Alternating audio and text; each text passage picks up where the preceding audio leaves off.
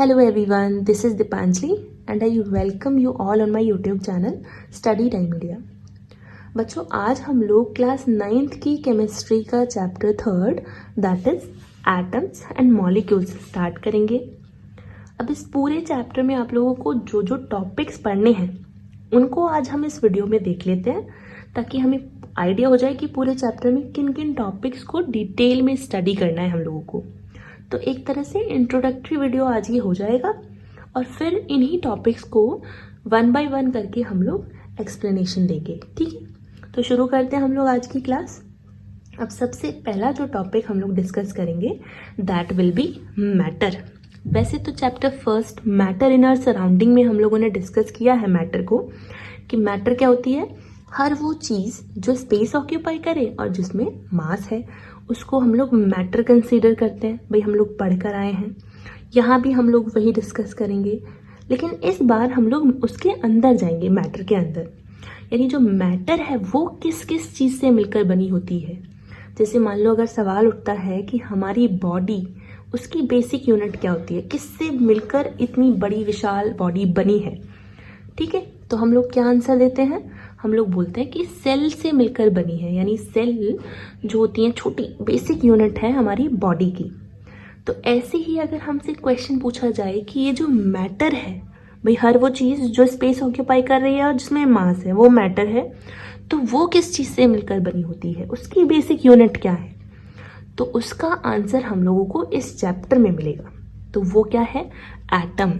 यानी एटम जो होता है वो है बेसिक यूनिट किसी भी मैटर की, ठीक है। छोटा जो जिसको हम लोग फर्दर डिवाइड नहीं कर सकते, खैर इसके बारे में तो हम लोग बाद में डिटेल में पढ़ेंगे, ठीक है, डिवाइड करेंगे या नहीं करेंगे, क्योंकि बहुत सारे फिलोसोफर, बहुत सारे साइंटिस्ट आए जिन लोगों ने एटम के बारे में बताया। देखो जैसे हम सेल को नहीं देख सकते, ऐसे ही हम लोग एटम को भी नहीं देख सकते, लेकिन उसके बावजूद भी बहुत सारे फिलोसोफर, बहुत सारे साइंटिस्ट आए जिन लोगों ने एटम को एक्सप्लेन किया, ठीक है, उसकी स्ट्रक्चर को एक्सप्लेन किया। उस टाइम में जब उनके पास इतना कुछ इंस्ट्रूमेंट वगैरह नहीं होते थे, उस टाइम में भी उन्होंने एटम के बारे में बताया। तो इन शॉर्ट हम लोगों को एटम के बारे में डिस्कस करना होगा कि कैसे वो बेसिक यूनिट है किसी भी मैटर की, ठीक है, और कैसे एटम आपस में कंबाइन होकर मॉलिक्यूल का फॉर्मेशन करते हैं, ठीक है। तो ये हम लोग बेसिक सी बात हम लोग इसमें जानेंगे अपने एटम के बारे में। जैसे हम लोगों ने बायोलॉजी में सेल पढ़ी है, ऐसे ही हम लोग इस चैप्टर में एटम के बारे में पढ़ेंगे, ठीक है। अब जैसे मैंने बताया कि एटम आपस में कंबाइन होकर मॉलिक्यूल का फॉर्मेशन करते हैं, कंबाइन कैसे होते हैं, ठीक है, वो हम लोग लॉज में पढ़ेंगे। तो उसके कुछ नियम है, लॉज ऑफ केमिकल कॉम्बिनेशन, कैसे वो केमिकल, कैसे एक तरह से ये एटम या फिर मॉलिक्यूल्स आपस में कंबाइन होते हैं, वो हम लोग देखेंगे। तो उसमें 3 लॉज दिए हुए हैं। एक है law of conservation of mass, दूसरा लॉ ऑफ कांस्टेंट प्रोपोर्शन, और तीसरा लॉ है लॉ ऑफ मल्टीपल प्रोपोर्शन। अब इसमें ये जो मल्टीपल प्रोपोर्शन वाला है ये आप लोग हायर क्लासेस में स्टडी करोगे। 11th क्लास में आप लोगों को देखने को मिलेंगे फिर से यही सारे लॉज, ठीक है, और थोड़े ऐड हो जाएंगे। लेकिन इसमें 9th क्लास में हम लोगों को ये सिर्फ 2 लॉ पढ़ने होंगे, 2 लॉज हम लोगों को डिस्कस करने हैं। फर्स्ट है law of conservation of mass. जिस मास की हम लोग बात कर रहे हैं, मैटर में मास होता है, उसको हम लोगों को देखना है। और उसके साथ साथ हम लोग लॉ ऑफ कांस्टेंट प्रोपोर्शन पढ़ेंगे। तो डिटेल में हम लोग डिस्कस करने वाले हैं। थर्ड पॉइंट जो होगा हमारा that will be Dalton's atomic theory. तो एक साइंटिस्ट थे जिन्होंने एटम को ही एक्सप्लेन किया था बहुत अच्छे से और कुछ पोस्टुलेट दिए थे, वो हम लोगों को डिस्कस करने होंगे। तो जॉन डाल्टन, उन्होंने जो अपनी थ्योरी प्रेजेंट की थी 1808 में, वो हम लोग डिस्कस करेंगे, ठीक। अब जैसे अगर हम समझें तो एटम भी कई पार्ट से मिलकर बना होता है। बेसिकली उसमें 2 पार्ट होते हैं। जैसे अगर हम एटम की स्ट्रक्चर देखें तो सेंटर में होता है न्यूक्लियस और उसके चारों तरफ होती हैं क्लासेस, ठीक है, शेल्स जिसको हम लोग बोलेंगे। तो ये क्या है, ये है हमारा शेल्स, और ये बीच में सेंटर में ये क्या होता है, हमारा न्यूक्लियस। तो इसके बारे में हम लोग इस टॉपिक में यहाँ पर डिस्कस करेंगे। यहाँ पर हम हिस्ट्री पढ़कर आएंगे कि कैसे एटम को बताया फिलोसोफर्स ने, साइंटिस्ट ने, और यहाँ पर एटम को ही डिटेल में डिस्कस करेंगे कि कहाँ जो हमारी स्ट्रक्चर है उसकी एटम की वो कैसे होती है।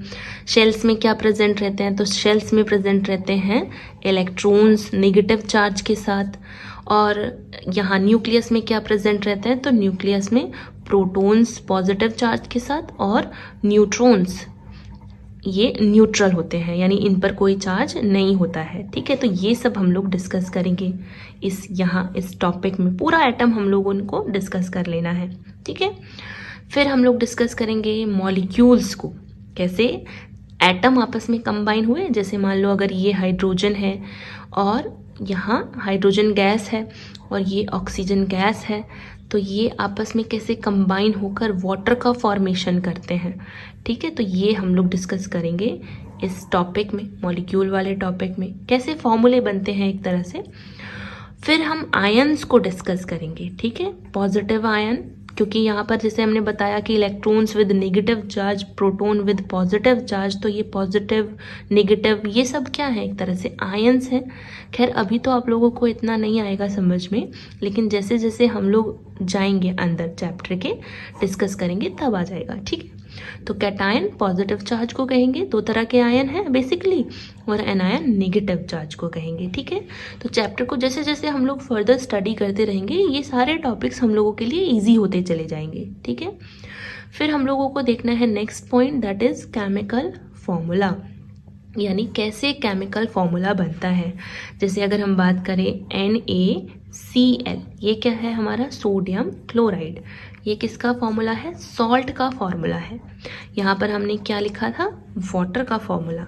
ये क्या है, ऑक्सीजन गैस, यहाँ हाइड्रोजन गैस। ऐसे ही अगर हम यहाँ दें C12H22O11, ये किस चीज़ का फॉर्मूला है, तो ये शुगर हो गया।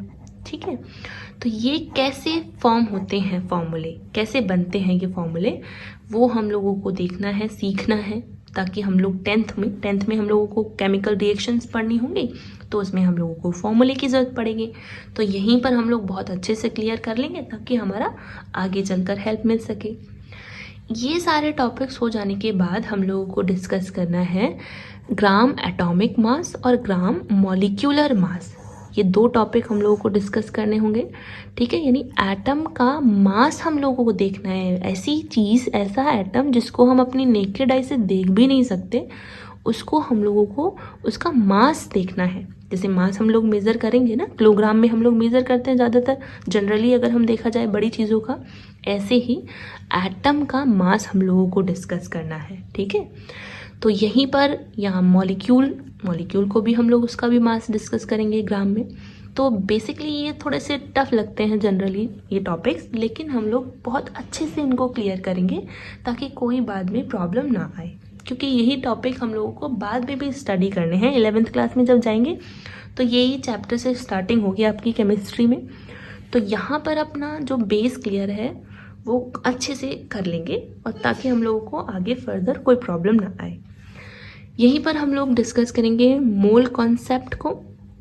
ठीक है, और साथ में न्यूमेरिकल्स हम लोगों को डिस्कस करने हैं। ठीक है, जितने भी न्यूमेरिकल्स हैं हम ट्राई करेंगे कि बहुत ही इजी वे में उनकी अंडरस्टैंडिंग हो सके। ठीक है, एक एक न्यूमेरिकल अच्छे से क्लियर करेंगे।